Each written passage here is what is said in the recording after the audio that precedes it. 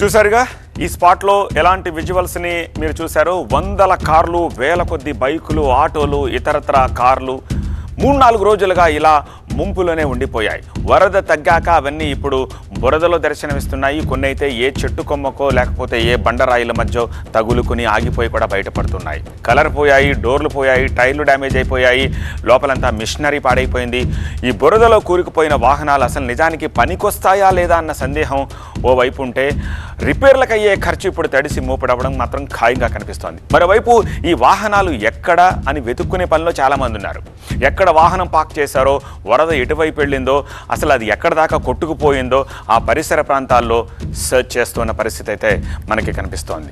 బుడమేరు దెబ్బకి విజయవాడలో 1,00,000కు పైగా బైకులు, 30,000కు పైగా కార్లు, 5,000 వరకు ఆటోలు ఇలా నీట మునిగి చిన్నదో పెద్దదో డ్యామేజ్ అయితే జరిగిందని మాత్రం ఒక అంచనాకు వస్తున్నారు. అవేమీ కూడా రైట్ నో పనిచేసే పరిస్థితి లేదు. వరద ప్రవాహానికి కొట్టుకుపోయిన వాహనాల రూపురేఖలన్నీ కూడా ఇప్పుడు మారిపోయాయి. ఏ పార్ట్లకి డ్యామేజ్ జరిగిందో ఒకసారి చూద్దాము. అసలు ఇవి పనికొస్తాయా? దెబ్బతిన్నాయి ఇంజన్లు, ఆ తర్వాత బురద చేరి బిగుసుకుపోయాయి గేర్ బాక్సులు, పనికి రాకుండా పోయాయి సిగ్నల్ లైట్లు, ఆ తర్వాత స్పీడోమీటరు, ఇండికేటరు, సీట్లు, కార్పెట్, ఇవన్నీ కూడా ఇంటీరియర్కి వర్క్కి చాలా ఫుల్గా నష్టం జరిగింది.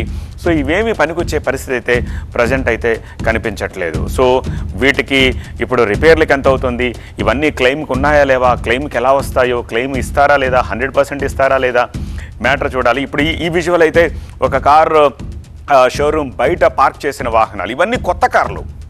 ఈ కార్లన్నీ కూడా ఆల్మోస్ట్ నీట మునిగి ఇప్పుడు నీళ్లు లాగిన తర్వాత కూడా వాటర్లో ఎలా ఉన్నాయో చూడొచ్చు. సో ఇవన్నీ కూడా ఇప్పుడు తిరిగి మళ్ళీ కంపెనీకి వెళ్లాల్సిన పరిస్థితి.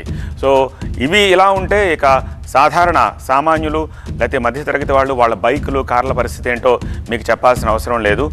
ఏ కారు, ఏ బైకు కూడా తిరిగి మళ్ళీ నార్మల్గా స్టార్ట్ అయ్యే సిచ్యువేషన్ లేదు.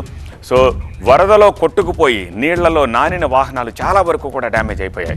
ఇలాంటి వాహనాలను ఇప్పుడు చాలా జాగ్రత్తగా మెకానిక్ దగ్గరికి తీసుకెళ్ళాలి, లేదంటే అంతే సంగతులు. వరదల్లో వాహనాలకు సంబంధించి ఎలాంటి జాగ్రత్తలు తీసుకోవాలో కూడా ఒకసారి చూద్దాం. వరదల్లో వాహనాలకు సంబంధించి మనం ఎలాంటి జాగ్రత్తలు తీసుకోవాలి? రోజుల తరబడి వరదలోనే ఉండిపోయి వాహనాలు, సో వాటిని ఎట్టి పరిస్థితుల్లో కూడా స్టార్ట్ చేయకూడదు ఇమ్మీడియట్గా. డైరెక్ట్గా ముందు దాన్ని మెకానిక్ దగ్గరికి తీసుకెళ్ళాలి. పెట్రోల్ ఇంజన్ ఆయిల్ తీసేసి ముందు ట్యాంక్ క్లీన్ చేయించాలి, ఇంజన్ క్లీన్ చేయించాలి. పెట్రోల్ ఇంజన్ ఆయిల్ మార్చితే అది పనిచేసే అవకాశం ఉంటుంది. ముందే స్టార్ట్ చేసేసి దాన్ని పని చేయాలని చెప్పి ట్రై చేయకూడదు. తర్వాత మొత్తం మిషనరీ అంతా పాడైపోయే అవకాశం ఉంది. బ్యాటరీలో షార్ట్ సర్క్యూట్ అయ్యే ప్రమాదం ఉంటుంది. సో ఇలాంటి అనేక ఇష్యూస్ ఉంటాయి. కాబట్టి డైరెక్ట్గా అది సేఫ్గా ఉంది అనుకుంటే తప్పితే, అదర్వైజ్ అది నీటిలో మునిగుంది, 4 రోజులు నాని ఉంది, ఇంజన్ తడిచింది, లోపల మెటీరియల్ అంతా తడిచింది, అన్నీ పాడయ్యాయి అనుకున్నప్పుడు మాత్రం డైరెక్ట్గా ఎలాగోలాగా మెకానిక్ దగ్గరికి తీసుకెళ్ళి లేకపోతే షోరూమ్కి తీసుకెళ్ళి అక్కడ చూపించి ఆ తర్వాత మాత్రమే తిరిగి దాన్ని ట్రాక్ ఎక్కించే పనులు చేయాలి. విజయవాడ సింగ్ నగర్లో వరద తగ్గడంతో వాహనాలు ఏ స్థాయిలో దెబ్బతిన్నాయో క్లియర్గా తెలుస్తోంది. స్పాట్ నుంచి మరింత సమాచారం మా స్పెషల్ కరెస్పాండెంట్ సత్య అందిస్తారు. ప్రస్తుతం విజయవాడ సింగనగర్ వద్ద వరద ప్రవాహం తొగ్గుముఖం పట్టడంతో ఇప్పటివరకు కూడా 4 రోజుల నుంచి ఇళ్లలో ఉండిపోయిన వాళ్ళందరూ కూడా ఒక్కొక్కరిగా వేరే బంధువుల నివాసాలకి వెళ్ళిపోతున్న పరిస్థితి. అయితే ఖరీదైనటువంటి వస్తువులన్నీ కూడా పూర్తిగా తడిసిముద్దైపోయాయి. ఇంట్లో ఉన్నటువంటి ఎలక్ట్రికల్ సామాన్లతో పాటు బయట ఉన్నటువంటి వాహనాలు, కార్లు ఒకసారి విజువల్స్లో చూడొచ్చు. పక్కనే ఉన్నటువంటి వాహనాలన్నీ కూడా, ఇంటి బయట పెట్టినటువంటి వాహనాలన్నీ ఉన్నపళంగా వచ్చినటువంటి వరద వల్ల పూర్తిగా డ్యామేజ్ అయిపోయాయి. లక్షల రూపాయలు విలువ చేసేటువంటి వాహనాలన్నీ కూడా బురద చేరిపోయి ఏమీ చేయలేనటువంటి అధ్వాన పరిస్థితి ఇక్కడ మొత్తం కాలనీలన్నీ కూడా ఉన్నటువంటి పరిస్థితి. ఇక్కడే కాదు, ప్రస్తుతం మనం విజువల్స్లో చూడొచ్చు, కారు లోపలికి కూడా మొత్తం వరద వాటర్ అంతా కూడా చేరిపోయి బురదమయంగా మారినటువంటి విజువల్ కూడా చూడొచ్చు. లక్షల రూపాయలు ఖరీదైనటువంటి 4 వీలర్స్ అన్నీ కూడా పూర్తిగా డ్యామేజ్ అయినటువంటి పరిస్థితి. ఉన్నపళంగా అంటే ఉదయాన్నే కూడా వరద ప్రవాహం ఇళ్లలోకి చేరినప్పటికీ కూడా అంత ప్రవాహం ఉండదు, అంత వరద ఉధృతి ఉండదని భావించారు. ఎందుకంటే ఎన్నో ఏళ్ల చరిత్ర కలిగినటువంటి విజయవాడ నగరంలో ఇంత పెద్ద వరద వస్తుందని కూడా ఊహించలేదు. ఉన్నపళంగా రావడంతో ఒక్కసారిగా ఏం చేయాలో పాలుపోలేని పరిస్థితుల్లో ఉన్నటువంటి బయట ఉన్నటువంటి 2 వీలర్ వాహనాలు కానివచ్చు, లేదంటే బయట పెట్టుకున్నటువంటి ఖరీదైనటువంటి 4 వీలర్ లక్షల రూపాయలు విలువ చేసేటువంటి కార్లు కానివచ్చు, పూర్తిగా తడిచి బురదమయంగా మారిపోయాయి. కాలనీలు కూడా ఇప్పుడిప్పుడే తేరుకుంటున్నప్పటికీ కూడా అదే వరద వచ్చిన సమయాల్లో ఒక కష్టమైతే, వరద వెళ్ళిపోయిన తర్వాత ఆ బురదల్లో పడినటువంటి వస్తువులన్నీ కూడా శుభ్రం చేసుకోవడం మరొక కష్టంగా ఈ ప్రాంతాల్లో ఉంటుంటాయి. ప్రస్తుతం అయితే మాత్రం ఎక్కడికక్కడ సింగనగర్ ప్రాంతానికి సంబంధించి వాహనాలు అన్నీ కూడా బురదలోంచి వరద వాటర్లోంచి ఒక్కొక్కటిగా బయటపడుతున్నాయి. మొత్తం పూర్తిగా ఖరీదైన వాహనాలన్నీ కూడా ఎక్కడికక్కడ వరద నీరు చేరిపోయి లోపల మట్టిని తలపించే విధంగా కనిపిస్తుంది. ఆటోలు కానివచ్చు, 4 వీలర్స్ కార్లు కానివచ్చు, పూర్తిగా డ్యామేజ్ అయిపోయినటువంటి పరిస్థితి. ఇవన్నీ కూడా మళ్ళీ బళ్ళన్నీ కూడా కనీసం స్టార్ట్ కాని పరిస్థితి నేపథ్యంలో బళ్ళు స్వచ్ఛందంగా వాళ్ళే బయటికి తీసుకెళ్ళి పట్టుకెళ్తున్నటువంటి పరిస్థితి. సర్వీసింగ్కి కూడా పనికిరానంత విధంగా కూడా ఈ 2 వీలర్ 4 వీలర్ వాహనాలన్నీ కూడా పూర్తిగా డ్యామేజ్ అయిపోయినట్టుగా ఇక్కడ ప్రతి వీధిలోని ప్రతి కాలనీలోని ఆటోలతో పాటు కార్లు 2 వీలర్ వాహనాలు పెద్ద ఎత్తున బయటపడుతున్నాయి వరద ప్రవాహం నుంచి. కరపర్సన్ వెంకటతో కలిసి సత్య టీవీ 9 సింగనగర్ నుంచి. చూసారుగా ఎలాంటి సిచ్యువేషన్ ఉందో. ఇలా వందల వేల వాహనాలు డ్యామేజ్ అయిపోయాయి.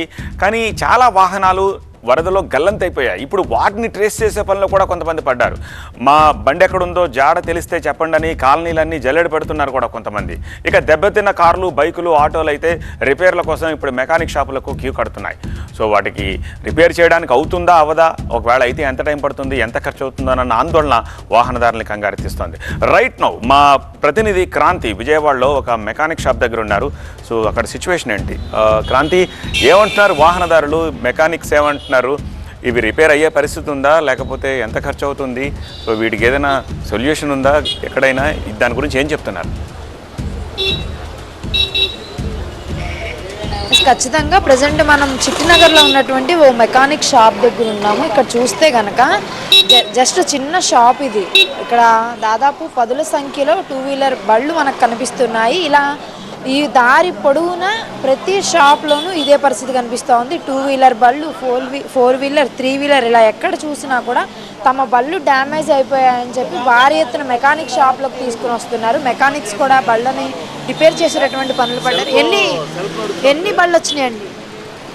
వస్తూనే ఉన్నాయండి కంటిన్యూగా. ఎంతవరకు డ్యామేజ్ అయిన బళ్ళు వస్తున్నాయి? ఏంటి, ఎలా ఉంది పరిస్థితి అసలు? అన్ని ఇంజిన్ ఆయిల్ అయ్యే రిపేర్లు అండి. బండి డ్యామేజ్ వచ్చారా? అవునండి, ఆటో డ్యామేజ్ ఎక్కడ కొట్టుకెళ్ళిపోయింది చాలా చోట్ల. మీ బండి ఎలా ఉంది మేడం? నా బండి మటుకి ఇంతవరకు మునిగిపోయింది మేడం. మునిగిపోయింది. ఆ స్టార్ట్ అవట్లేదు, పక్కన స్టార్ట్ అవట్లేదు. మనం ఇటుపక్క కూడా చూడొచ్చు. 2 వీలర్ బళ్ళు కానీ 3 వీలర్ బళ్ళు కానీ చాలా వరకు వరదలో కొట్టుకుపోయినాయి. చాలామంది తమ బళ్ళు ఎక్కడున్నాయని ఎతుకుతున్నారు. కొంతమంది బళ్ళు దొరికినా కానీ దాదాపు 4 రోజులుగా నీటిలోనే నానుతూ ఉన్నటువంటి పరిస్థితి. దాంతో అసలు ఎక్కడా కూడా స్టార్ట్ అవ్వట్లేదు. మనం చూడొచ్చు ఈ బండిని రిపేర్ చేస్తూనే ఉన్నారు. చాలా బళ్ళని ఎంత రిపేర్ చేసినా కూడా సెట్ అవునటువంటి పరిస్థితి. అంటే గుంతల్లో పడితేనే బళ్ళు తీవ్రంగా డ్యామేజ్ అవుతాయి. లక్షలు పెట్టి వేలు పెట్టి కొనుక్కున్నటువంటి బళ్ళు పూర్తిగా డ్యామేజ్ అయిపోయినాయి. సార్, మీ బండి ఎక్కడ నుంచి తీసుకొచ్చారు? అది పక్కన కేరళనే కదండి, ఎంత డ్యామేజ్ అయింది? మొత్తం మునిగిపోయింది. ఇప్పుడు ఇంకా చేస్తున్నాం. ఎంతసేపు పట్టి ప్రస్తుతానికి ఏం తెలియదు, ఇంకా చేపిస్తున్నాం కాబట్టి. సో ఇది పరిస్థితి. బళ్ళన్నీ కూడా పూర్తిగా డ్యామేజ్ అయిపోయాయి. వేలు లక్షలు పెట్టి కొన్నటువంటి బళ్ళని డ్యామేజ్ కోసం తిప్పుతున్నారు. ఎంత రిపేర్ చేయించినా కూడా పనికొస్తాయో లేవో తెలియనటువంటి పరిస్థితి అని చెప్తున్నారు మెకానిక్లు. రైట్ క్రాంతి. సో అది పరిస్థితి. సో ఈ బళ్ళన్నీ ఎప్పటికీ సెటరేట్ అవుతాయి, కొన్ని అయితే అవుతాయా అవ్వా అన్న ఆలోచన కూడా ఉంది.